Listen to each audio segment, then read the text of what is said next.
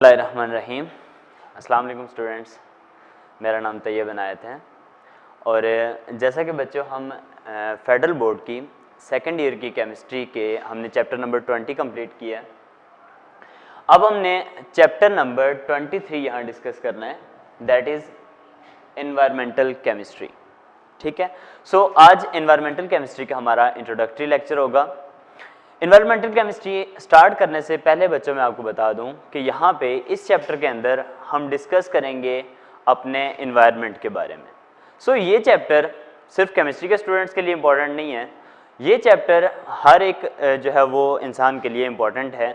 Reason ये है कि यहाँ पे अगर हमने ज़िंदा रहना है, अगर हमने ठीक से रहना है, तो हमें अपने एनवायरनमेंट का ख्याल रखना पड़ेगा और अपने एनवायरनमेंट को साफ रखना पड़ेगा। ठीक है, तो इस चैप्टर के अंदर हम डिस्कस करते हैं कि कैसे हमारा एनवायरनमेंट हमारी अपनी एक्टिविटीज़ यानी ह्यूमन एक्टिविटीज़ की वजह से ख़राब होता है और कौन कौन से ऐसी चीज़ें या ऐसे केमिकल शामिल हैं जो हमारे एनवायरनमेंट को ख़राब करते हैं। ठीक है, सो सबसे पहले चैप्टर का नेम आपको नज़र आ रहा है, दैट इज़ एनवायरमेंटल केमिस्ट्री। ठीक है, तो यहाँ पे आप जानते हो एनवायरनमेंट होगा और एनवायरनमेंट को हम केमिकली देखेंगे, यानी केमिकली हमारे एनवायरनमेंट के अंदर क्या क्या चीज़ें हैं और वो हम पे यानी लिविंग थिंग्स पे या इंसानों पे कैसे इफेक्ट करती हैं। So what is environment? Environment कहते हैं हम सराउंडिंग्स ऑफ एनीथिंग या सराउंडिंग्स ऑफ एन ऑब्जेक्ट। एक ऑब्जेक्ट के आसपास जो चीज़ें होती हैं उसको हम उसका एनवायरनमेंट कहते हैं। ठीक है, अब हमारे पास एनवायरमेंटल केमिस्ट्री की जो डेफिनेशन है वो हम देखते हैं, that is it is the branch of chemistry which deals with the chemicals and other pollutants in the environment resulting directly and indirectly from the human activities। यानी ये वो ब्रांच ऑफ केमिस्ट्री है जिसके अंदर हम कुछ ऐसे केमिकल्स और उनके रिएक्शंस वगैरह के बारे में पढ़ेंगे जो डायरेक्टली या इनडायरेक्टली ह्यूमन एक्टिविटीज़ की वजह से हमारे एनवायरनमेंट में शामिल होते हैं और वो ह्यूमन बीइंग पे और बाकी लिविंग थिंग्स पे एडवर्स इफेक्ट रखते हैं या हार्मफुल इफेक्ट्स रखते हैं। ठीक है, अब इस एनवायरमेंटल केमिस्ट्री के अंदर हम उन पोल्यूटेंट्स, उन जो हमारे पास ऐसे केमिकल्स हैं जो हम पे एडवर्स इफेक्ट रखते हैं उनको हम पोल्यूटेंट्स कहते हैं। आगे जाके हम इसको डिस्कस करते हैं कि पोल्यूटेंट्स क्या होते हैं, लेकिन हम जो एरियाज ऑफ स्टडी करेंगे यहाँ पे तो वो हम करेंगे सबसे पहले सोर्सेज, कि वो जो हार्मफुल केमिकल्स हैं वो आते कहाँ से हैं एनवायरनमेंट में, उनके सोर्सेज क्या क्या है। देन हम डिस्कस करेंगे उनकी केमिकल रिएक्शंस। एनवायरमेंटल केमिस्ट्री के अंदर हम उन केमिकल रिएक्शंस को डिस्कस करते हैं कि जो है वो हमारे एनवायरनमेंट को ख़राब करते हैं या जिनकी वजह से हमारे एनवायरनमेंट के अंदर चेंज आता है। उसके बाद है ट्रांसपोर्टेशन ऑफ केमिकल्स, कि वो केमिकल्स हमारे एनवायरनमेंट में ट्रांसपोर्ट कैसे होते हैं, जाते कैसे हैं। और उसके बाद adverse effect on human being, यानी उन केमिकल्स का इंसान की लाइफ पे क्या असर पड़ता है। ठीक है, सो जो एनवायरमेंटल केमिस्ट्री है वो उसकी जो मेजर डीलिंग्स होती है वो इन चार चीज़ों के साथ होती है, that is sources of pollutants, chemical reactions, transportation of pollutants आप कह सकते हैं, और उसके बाद उन पोल्यूटेंट्स का ह्यूमन बीइंग पे क्या इफेक्ट है। ठीक है, सो व्हाट आर पोल्यूटेंट्स?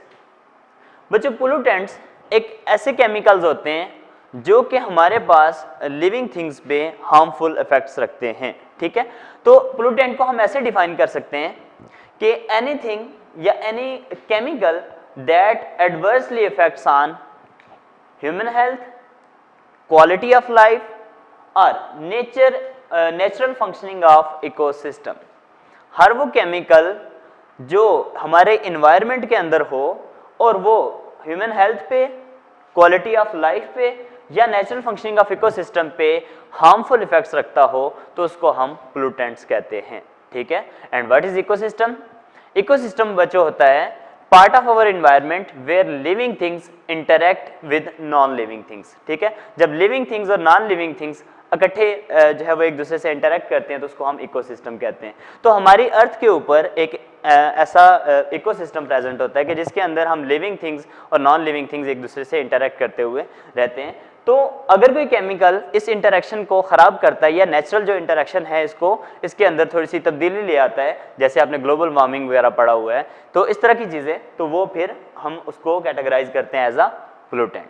ठीक है, सो एनवायरमेंटल पोल्यूटेंट कोई भी ऐसी चीज़ होगी या कोई भी ऐसा केमिकल होगा जो कि ये 3 इफेक्ट रखता हो, यानी ह्यूमन हेल्थ को खराब करता हो, क्वालिटी ऑफ लाइफ को डिस्टर्ब करता हो, या फिर हमारा जो नेचुरल इकोसिस्टम है उसके अंदर डिस्टर्बेंस लाए। अब आते हैं बच्चों, what are the types of pollutants. Pollutants कितनी किस्म के होते हैं? तो बेसिकली अगर हम सोर्सेज की बात करें और उनका थोड़ा सा इफेक्ट देखें तो जो पोल्यूटेंट्स होते हैं वो 2 टाइप के होते हैं। एक को हम कहते हैं प्राइमरी पोल्यूटेंट्स और दूसरों को हम कहते हैं सेकेंडरी पोल्यूटेंट्स। प्राइमरी पोल्यूटेंट्स हमारे पास वो वाले पोल्यूटेंट्स होते हैं that directly come to the atmosphere from the source, जो सोर्स से निकलते हैं और डायरेक्ट एटमॉस्फेयर में शामिल हो जाते हैं और वो फिर हार्मफुल इफेक्ट्स रखते हैं। जैसा कि आपके पास मोस्टली जो वोलेटाइल ऑर्गेनिक कंपाउंड्स होते हैं, आपको पता है कि ऑर्गेनिक कंपाउंड्स को मोस्टली हम सॉल्वेंट्स के तौर पे डिफरेंट जगहों पे यूज करते हैं। तो जो ऑर्गेनिक कंपाउंड्स होते हैं वो ज़्यादातर वोलेटाइल होते हैं, वो वेपर फेज में कन्वर्ट होकर अपने इन्वायरमेंट में शामिल हो जाते हैं। ठीक है, तो जब वो इन्वायरमेंट में शामिल हो जाते हैं तो वो डायरेक्टली इन्वायरमेंट को पोल्यूट कर रहे हैं, तो ऐसे पोल्यूटेंट्स को हम प्राइमरी पोल्यूटेंट्स कहते हैं। दूसरे हमारे पास सेकेंडरी पोल्यूटेंट्स। सेकेंडरी पोल्यूटेंट्स वो वाले पोल्यूटेंट्स हैं जो कि प्राइमरी पोल्यूटेंट्स के एनवायरनमेंट में पहुंचने के बाद, हमारे एटमॉस्फेयर में पहुंचने के बाद उनकी केमिकल रिएक्शन से बनते हैं। ठीक है, जब हम कोई भी प्राइमरी पोल्यूटेंट है, फॉर एग्जांपल नाइट्रोजन के ऑक्साइड्स वगैरह हैं, सल्फर के ऑक्साइड्स वगैरह हैं, ये जब इन्वायरमेंट में जाते हैं तो वाटर वगैरह के साथ इंटरेक्शन के रिजल्ट में हमारे पास डिफरेंट किस्म के एसिड बनाते हैं, जैसे सल्फ्यूरिक एसिड और नाइट्रिक एसिड। अब ये जो सल्फ्यूरिक एसिड और नाइट्रिक एसिड जो इन्वायरमेंट में हमारे वाटर और इन नाइट्रोजन और सल्फर के ऑक्साइड्स के इंटरेक्शन से बने, इनको हम कहते हैं सेकेंडरी पोल्यूटेंट्स। यानी सेकेंडरी पोल्यूटेंट्स हम उनको कहेंगे that are derived from primary pollutants. और कैसे डिराइव होते हैं? By their chemical reaction. यानी प्राइमरी पोल्यूटेंट्स जब इन्वायरमेंट में गए, उनके केमिकल रिएक्शंस हुए जिसके रिजल्ट में सेकेंडरी पोल्यूटेंट्स बने। ठीक है, अब एनवायरनमेंट की बात कर लेते हैं। तो हमने कहा कि surrounding of an object is called environment.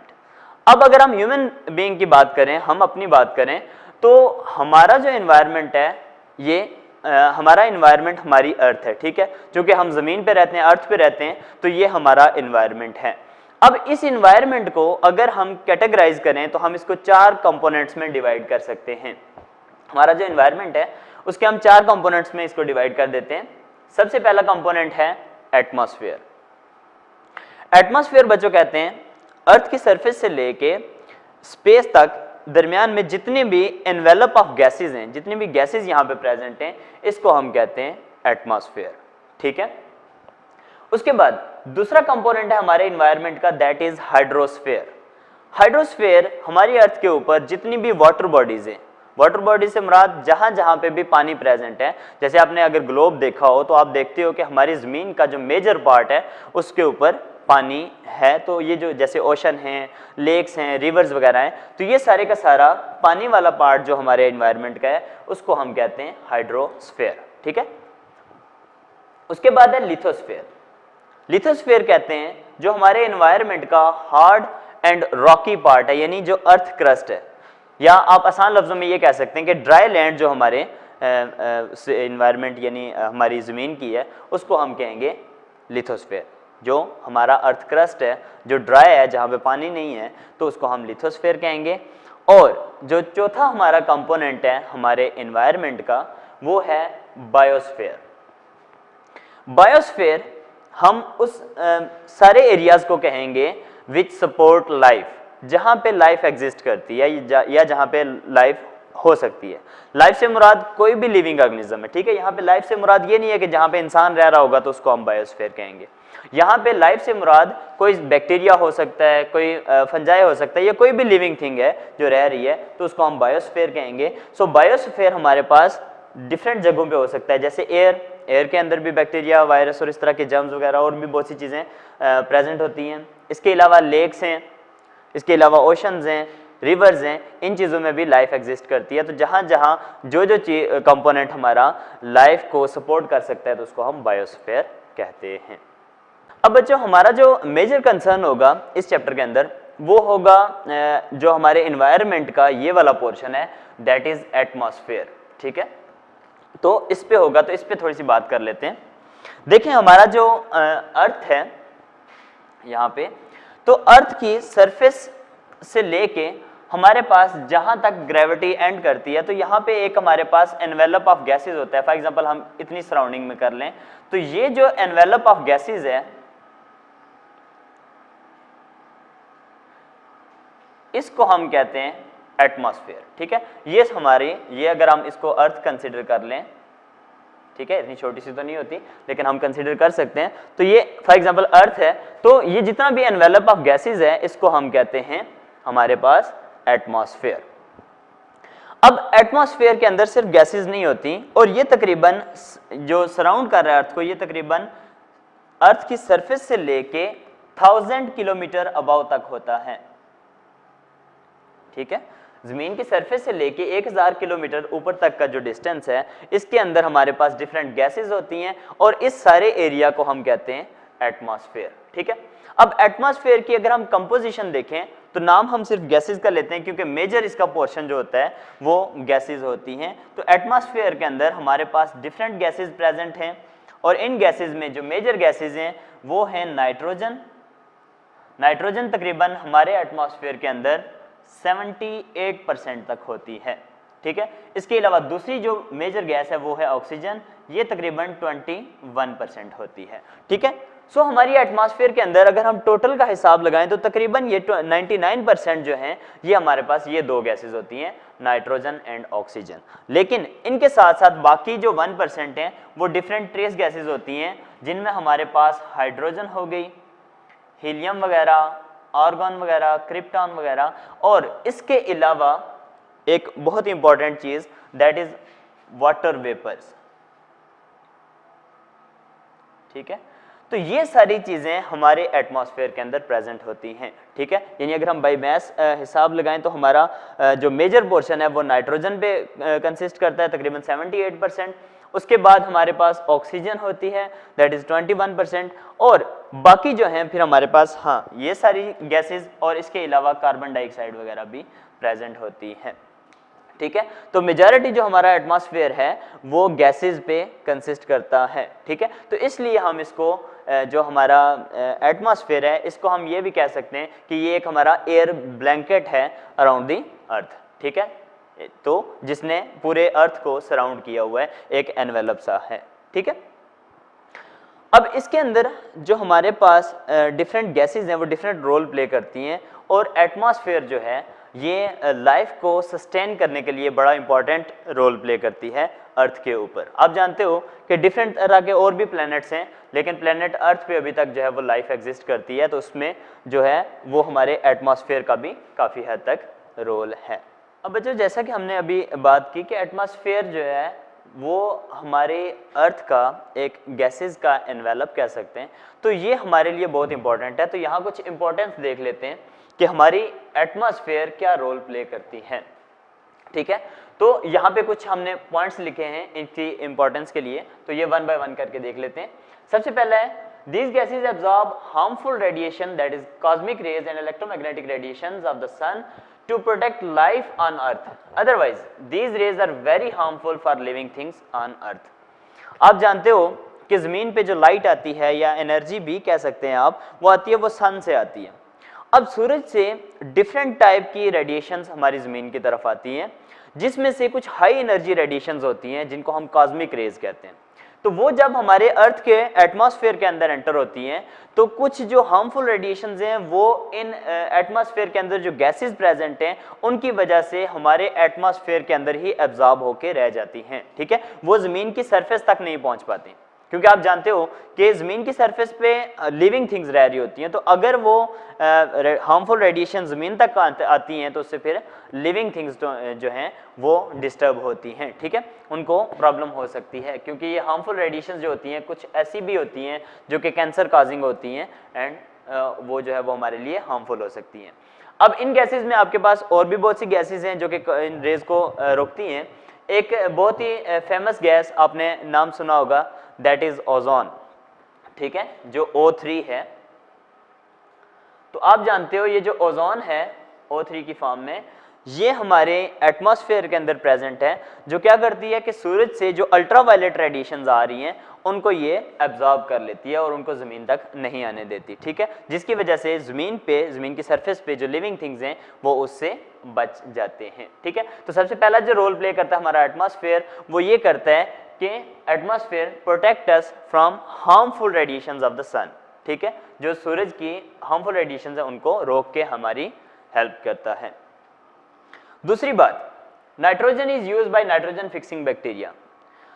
दूसरा जो काम करता है हमारा एटमॉस्फेयर, हम अपने एटमॉस्फेयर को ऐसे भी कह सकते हैं कि it is the reservoir of gases, ठीक है, ये गैसेस की एक बड़ी क्वांटिटी हमारे एटमॉस्फेयर के अंदर है, ठीक है। तो जो नाइट्रोजन है उसको एटमॉस्फेयर से नाइट्रोजन फिक्सिंग बैक्टीरिया जो है वो यूज करते हैं और उससे अपनी न्यूट्रिशन वगैरह एंड चेंजेस वगैरह करते हैं और हमारे इकोसिस्टम को भी स्टेबलाइज करते हैं, ठीक है। तो ये नाइट्रोजन जो है वो एनवायरनमेंट से ले सकते हैं। इसके अलावा बच्चों हम अगर चाहें तो हम डिफरेंट इंडस्ट्रियल प्रोसेस होते हैं जिसमें हम जो हमारे इन्वायरमेंट की गैसेज हैं उनको हम यूज़ कर सकते हैं for the production of different chemicals. जैसे एक कॉमन आपने रिएक्शन पढ़ा होगा कि नाइट्रोजन और हाइड्रोजन का इंटरेक्शन के रिजल्ट में हम बनाते हैं अमोनिया। ये आपने रिएक्शन पढ़ा होगा कि नाइट्रोजन और हाइड्रोजन को जब हम इंटरेक्ट कराते हैं तो हमारे पास अमोनिया बनता है, और आप जानते हो कि अमोनिया को हम डिफरेंट फर्टिलाइजर्स के अंदर यूज़ करते हैं, ठीक है, डिफरेंट फर्टिलाइजर्स को प्रिपेयर करने के लिए यूज़ करते हैं। तो इसमें ये जो नाइट्रोजन है इसको हम अपने एटमॉस्फेयर से ऑब्टेन कर सकते हैं, क्योंकि अभी हमने देखा कि नाइट्रोजन हमारे इन्वायरमेंट में तकरीबन 78% होती है, ठीक है। सो इस नाइट्रोजन को हम एयर के अंदर से भी यूटिलाइज कर सकते हैं। तो दूसरा काम जो एटमॉस्फेयर करती है ये हमारे पास रेजरवायर ऑफ गैसेज के तौर पे भी काम कर सकती है, ठीक है, क्योंकि गैसेज का एक बड़ा जखीरा है हमारे एटमॉस्फेयर के अंदर। तीसरी बात, हमारे एटमॉस्फेयर के अंदर ऑक्सीजन है, ठीक है। अब इमेजिन करें कि आपने कई बार सुना होगा कि स्पेस में सांस नहीं लिया जा सकता, ठीक है। तो ऐसा क्यों होता है? क्योंकि स्पेस के अंदर कोई गैसेस वगैरह प्रेजेंट नहीं होती और गैसेस प्रेजेंट ना होने की वजह से हम वहाँ सांस नहीं ले सकते। और आप जानते हो कि जितनी भी लिविंग थिंग्स हैं, स्पेशली एनिमल्स, तो उनको ऑक्सीजन चाहिए होती है फॉर देयर नॉर्मल फंक्शनिंग। तो जो ऑक्सीजन है जो हम ब्रीथिंग के ज़रिए लेते हैं तो वो हम अपने एटमॉस्फेयर से ले रहे होते हैं, ठीक है। हम जितनी भी लिविंग थिंग्स हैं वो सारी की सारी ह्यूमन बीइंग समेत जितनी भी लिविंग थिंग्स हैं वो हम एटमॉस्फेयर के अंदर ही रह रहे होते हैं और अपने एटमॉस्फेयर से ही ऑक्सीजन को इनहेल कर रहे होते हैं, ठीक है। सो ऑक्सीजन जो आती है ब्रीथिंग के लिए वो भी हमारे एनवायरनमेंट से आती है, यानी एटमॉस्फेयर से आती है। और अगर एटमॉस्फेयर में ऑक्सीजन ना हो तो ब्रीथिंग इम्पॉसिबल है। उसके बाद कार्बन डाइऑक्साइड भी एक इंपॉर्टेंट गैस है। अगर हम प्लांट्स की बात करें तो आप जानते हो कि हम कहते हैं कि प्लांट फोटोसिंथेसिस करते हैं जिसके रिजल्ट में वो एनर्जी वगैरह और अपने केमिकल्स वगैरह प्रोड्यूस करते हैं। तो कार्बन डाइऑक्साइड नेसेसरी होती है फॉर फोटोसिंथेसिस, ठीक है। और ये जो प्लांट्स कार्बन डाइऑक्साइड लेते हैं ये भी हमारे एटमॉस्फेयर से लेते हैं, ठीक है, और वो एटमॉस्फेयर से लेके अपनी फोटोसिंथेसिस और अपनी नॉर्मल फंक्शनिंग करते हैं। सो जो एटमॉस्फेयर है वो कार्बन डाइऑक्साइड के लिए भी इंपॉर्टेंट है। वाटर वेपर्स, हमने कहा था कि हमारे पास कुछ अमाउंट में, हालांकि ये वेरिएबल्स होते हैं वाटर वेपर्स, तो कुछ अमाउंट में ये हमारे एटमॉस्फेयर के अंदर प्रेजेंट हैं, ठीक है। इनकी क्वांटिटी टेम्परेचर के हिसाब से, एल्टीट्यूड वगैरह के हिसाब से चेंज होती रहती है हमारे एटमॉस्फेयर के अंदर लेकिन ये वाटर वेपर्स जो हैं ये बहुत इंपॉर्टेंट होते हैं to sustain life on earth. ऐसा क्यों है? देखो, सबसे पहली बात कि आपने देखा होगा कि वाटर वेपर्स जो हैं ये हमारे एनवायरनमेंट एटमॉस्फेयर के अंदर जाते हैं, फिर बादल बनते हैं और बारिश वगैरह का सबब बनते हैं, ठीक है। तो ये जो रेन होती है ये इन्हीं की वजह से होती है, वाटर वेपर्स की, और ये वाटर वेपर्स हमारे एटमॉस्फेयर में प्रेजेंट होते हैं। दूसरी बात, केमिकली अगर देखा जाए तो आप जानते हो बच्चों कि वाटर की जो हीट कैपेसिटी होती है, यानी जो हीट एब्जॉर्ब करने की एबिलिटी होती है वो बहुत ज़्यादा होती है, ठीक है। अब इसकी वजह से जो हमारे सन से रेडिएशंस आती हैं, जो हीट आती है अर्थ के ऊपर, तो हर दिन को तो वो आ रही है, तो अर्थ फिर वापस वो रेडिएशन जो है वो वापस स्पेस में वापस भेजती है, लेकिन हमारे एटमॉस्फेयर के अंदर जो वाटर वेपर्स हैं वो उस हीट को एब्जॉर्ब कर लेते हैं, और उसको एब्जॉर्ब करने की वजह से वो इस हमारी अर्थ का जो वार्म टेम्परेचर है, नॉर्मल टेम्परेचर है, उसको मेंटेन करने में हेल्प करते हैं। अगर सारी की सारी जो रेडिएशंस आ रही हैं या जो हीट आ रही है सन से वो ज़मीन पे पहुंचे और फिर वापस चली जाए, तो इसका मतलब है ज़मीन का टेम्परेचर दोबारा से डाउन हो जाए, ठंडी हो जाए, और आपको पता है कि कम टेम्परेचर पे भी लिविंग थिंग्स सर्वाइव नहीं करती। ठीक है, तो एक नॉर्मल या मॉडरेट टेम्परेचर रखने के लिए भी वाटर वेपर जो हैं ये बड़ा रोल प्ले करते हैं, और ये वाटर वेपर्स हमारे एनवायरनमेंट के अंदर प्रेजेंट होते हैं। अब बच्चों जो हमारा एटमॉस्फेयर है, हमने कहा था कि ये जो एनवेलप ऑफ गैसेज है, तो ये तकरीबन ज़मीन की जो सरफेस है उससे लेके 1000 किलोमीटर अबाव तक है। ठीक है, लेकिन इसके अगर आप डिफरेंट पार्ट्स में, डिफरेंट रीजन्स में या डिफरेंट हाइट्स पे जाके देखो तो इसकी कंपोजिशन चेंज होती रहती है। ठीक है, तो इसकी कंपोजिशन जो चेंज हो रही है उसकी वजह से हमने इसको 4 लेयर्स में डिवाइड कर दिया है। तो यहाँ हम देखते हैं लेयर्स ऑफ एटमॉस्फेयर। ठीक है, तो 4 हमने लेयर्स में यहाँ पे इसको डिवाइड किया। तो सबसे पहली लेयर जो होती है वो होती है ट्रोपोस्फेयर। ठीक है, ट्रोपो का मतलब होता है टर्निंग या चेंजिंग। ट्रोपोस्फेयर सबसे फर्स्ट लेयर है। ठीक है, जो हमारी सरफेस, जमीन की सरफेस से लेके जो एटमॉस्फेयर की पहली लेयर स्टार्ट होती है, तो ये आपके पास ट्रोपोस्फेयर है। अब इसकी जो हाइट होती है वो तकरीबन 11 से 12 किलोमीटर तक होती है। ठीक है, तो कई बुक्स में बच्चों ये 20 किलोमीटर हाइट तक भी लिखा हुआ है, लेकिन नॉर्मली जो है वो ये चूंकि एल्टीट्यूड के लिहाज से चेंज होती रहती है, तो इसको आप 11 किलोमीटर कह सकते हो कि ज़मीन की सरफेस से लेके 0 किलोमीटर से लेके 11 किलोमीटर अबाव तक जो लेयर है हमारी वो ट्रोपोस्फेयर होती है। और ये बहुत इंपॉर्टेंट लेयर है क्योंकि काफ़ी सारी जो हमारे इन्वायरमेंट के अंदर चेंजेस हो रही होती हैं वो ट्रोपोस्फेयर के अंदर ही हो रही होती हैं। जैसा कि हम रहते यहाँ पे ट्रोपोस्फेयर के अंदर हैं, हमारी जो हम जो सांस वगैरह लेते हैं वो हमारे इसी ट्रोपोस्फेयर में होते हैं।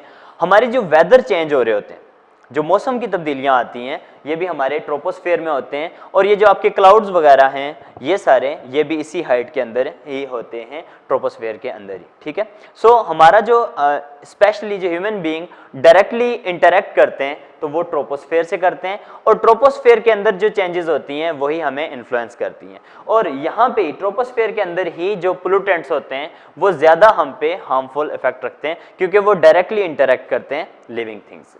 ठीक है, ट्रोपोस्फेयर के बाद जो सेकंड लेयर होती है वो होती है स्ट्रेटोस्फेयर। ठीक है, और स्ट्रेटोस्फेयर के अंदर जो है वो बेसिक जो चीज़ है जो हमारे लिए ज़्यादा ज़रूरी है वो है ओजोन, O3। जो ओजोन है वो आपको पता है, हम पहले भी बात कर चुके हैं कि अल्ट्रावायलेट रेडिएशंस को रोकती है। तो ये हमारी जो सेकंड लेयर है स्ट्रेटोस्फेयर, ये उसके अंदर इसकी क्वांटिटी ज़्यादा प्रेजेंट होती है और इसकी वजह से ये हमारे लिए एक शील्ड का काम करती है और हमें प्रोटेक्ट करती है फ्रॉम अल्ट्रावायलेट रेडिएशंस। स्ट्रेटोस्फेयर के बाद इसको मीजोस्फेयर आती है। मीजो का मतलब होता है मिड, यानी मिडल लेयर। तो ये मीजोस्फेयर स्ट्रेटोस्फेयर के बाद स्टार्ट होती है जो कि आगे एंड जाके थर्मोस्फेयर तक होती है। थर्म का मतलब होता है हीट, और थर्मोस्फेयर जो हमारी है वो हमारी अर्थ की सबसे, यानी हमारे जो एटमॉस्फेयर है अर्थ का, उसकी सबसे लास्ट लेयर है, उसको हम थर्मोस्फेयर कहते हैं। अब चूंकि जो सन की तरफ से रेडिएशंस वगैरह आती हैं या सूरज की जो भी लाइट आ रही है तो वो डायरेक्टली पहले थर्मोस्फेयर में एंटर होती है, तो इस वजह से उसका टेम्परेचर बहुत हाई होता है, इस वजह से हम उसको थर्मोस्फेयर कहते हैं। थर्मोस्फेयर जो हमारी लेयर है इसको मजीद हम 2 कैटेगरीज में डिवाइड कर सकते हैं। एक होती है आयोनोस्फेयर और दूसरी होती है एक्सोस्फेयर।